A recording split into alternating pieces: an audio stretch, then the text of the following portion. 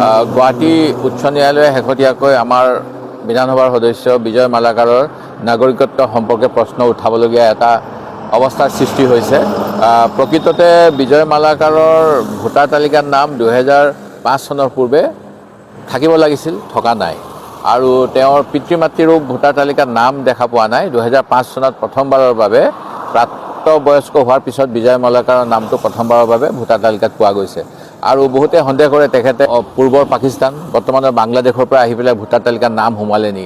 এই বিতৰ্ক এইকাৰণেই গুৰুত্বপূৰ্ণ যে ইয়াৰ পূৰ্বে ভাৰতীয় জনতা পাৰ্টীৰ চৰকাৰৰ বিভিন্ন সদস্যই কংগ্ৰেছক দোষাৰোপ কৰিছিল এটা সময়ত যে কংগ্ৰেছৰ শাসনকালত এজন বিদেশীয়ে নিৰ্বাচনত প্ৰত্যাহাৰ কৰিবলৈ সাহস কৰিছিল নগাঁও বা হোজাই জিলাৰ পৰা, কিন্তু তেওঁৰ নাম ৰিজেক্ট হৈছিল।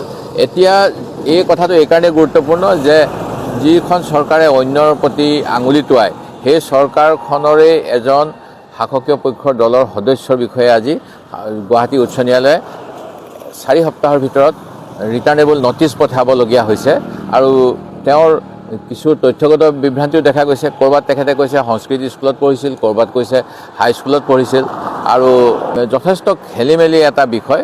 আৰু এই বিষয়টোৱে নিশ্চিতভাৱে যথেষ্ট সন্দেহজনক। এনেকুৱা এটা পৰিস্থিতিলৈ কিয় আহিবলগীয়া হ'ল, এই কথাটোৰ উত্তৰ ভাৰতীয় জনতা পাৰ্টীয়ে দিব লাগে। সন্দেহযুক্ত নাগৰিক তেওঁলোকৰ প্ৰতিনিধি কৰিবলৈ ৰাতাবাৰী সমষ্টিত বিচাৰি নাপালে নেকি, সেইটো এটা ডাঙৰ প্ৰশ্ন। গুৱাহাটী উচ্চ ন্যায়ালয়ে শেহতীয়াকৈ আমাৰ বিধানসভাৰ সদস্য বিজয় মালাকাৰৰ নাগৰিকত্ব সম্পৰ্কে প্ৰশ্ন উঠাবলগীয়া এটা অৱস্থাৰ সৃষ্টি হৈছে। প্ৰকৃততে বিজয় মালাকাৰৰ ভোটাৰ তালিকাৰ নাম 2005 চনৰ পূৰ্বে থাকিব লাগিছিল, থকা নাই। আৰু তেওঁৰ পিতৃ মাতৃৰো ভোটাৰ তালিকাত নাম দেখা পোৱা নাই। 2005 চনত প্ৰথমবাৰৰ বাবে প্ৰাপ্তবয়স্ক হোৱাৰ পিছত বিজয় মালাকাৰ